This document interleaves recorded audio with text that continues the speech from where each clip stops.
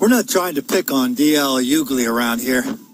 He's the black comic that goes on CNN and all these other shows, including The View. We're going to see a clip from him in a minute from The View, where he goes around explaining to people why white people are dangerous because they're always messing with black people. We're not, so, I mean, he is what he is.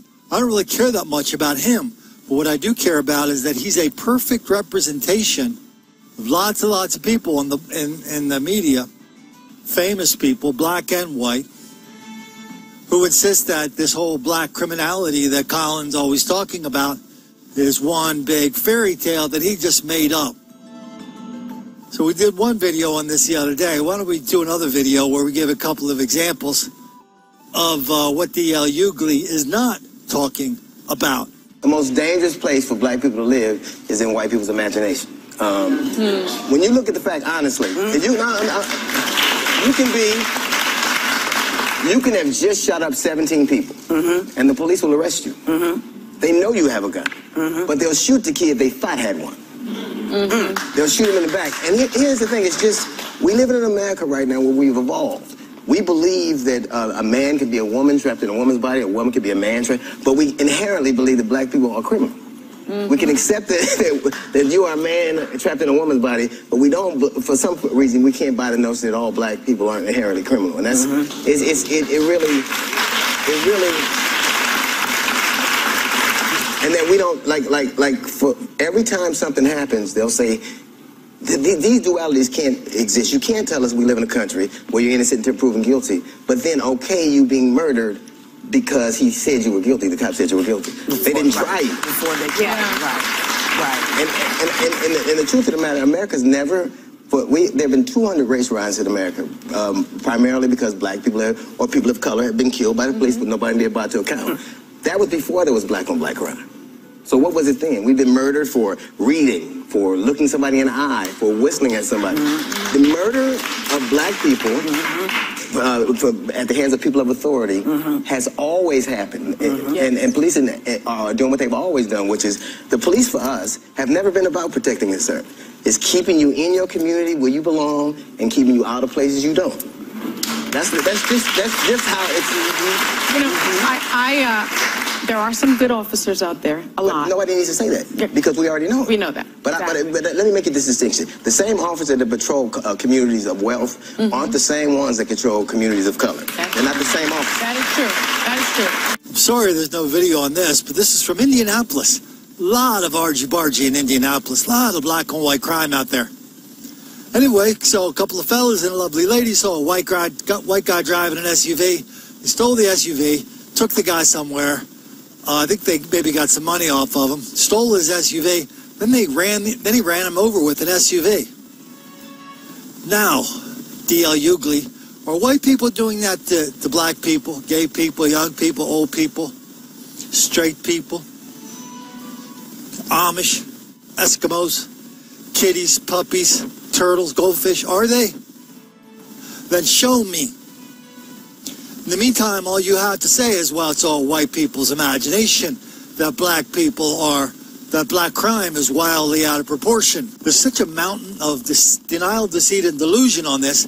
That's why we have to do these videos every day, to create a mountain of evidence countermanding this enormous amount of black hostility. Don't forget the hostility part.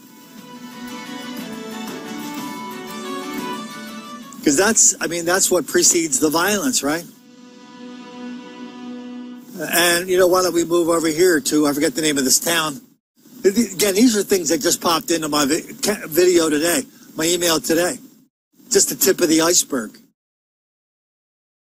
4 fellas, they had a home invasion crew. They had illegal gun sales, drugs. They were just terrorizing the whole damn town.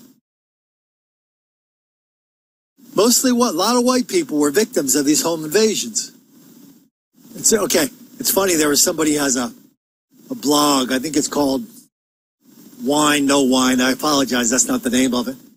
But one of the geniuses in there that was telling the moderator how wrong good old Colin was. He goes, listen, I read those stories. There's not one thing in there that says these crimes were racially motivated. That's the point, genius. We're focusing on exposing this denial, deceit, and delusion.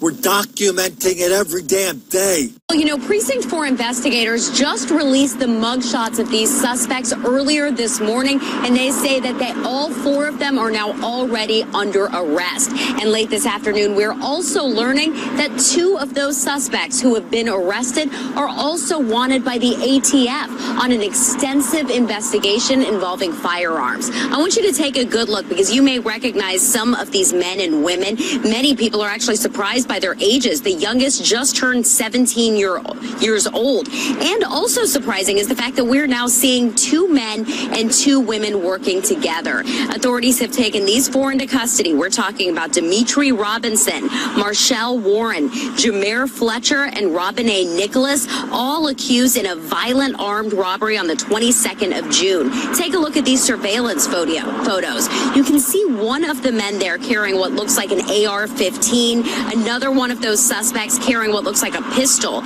Investigators say that the group first cased the complex for more than an hour on June 22nd. Then they allegedly approached a man they knew who was walking in the parking lot. Deputies say one man held a gun to his head as they all forced their way inside the apartment. At that point, they say the suspect hit the victim with the gun, fired his weapon, and basically kept him hostage as the other 3 stole cell phones, jewelry, and other valuable items, including another weapon. Perhaps the most shocking part of all of this is that there were other family members, including a 4-year-old child inside the apartment at the time. We're documenting it with people like that who still look at it and go, well, Colin, the newspapers said it didn't exist, so why do you have a right to say it exists? We don't talk about racially motivated. We talk about patterns. Racially motivated requires people to read people's minds. We don't do that around here. What we do is look at patterns. We expose patterns. We challenge you with patterns to ignore the patterns. Some people can. Some people, after seeing these videos for a while, they realize they cannot unsee them. Even if unseeing them would be the best way not to make the black kids angry.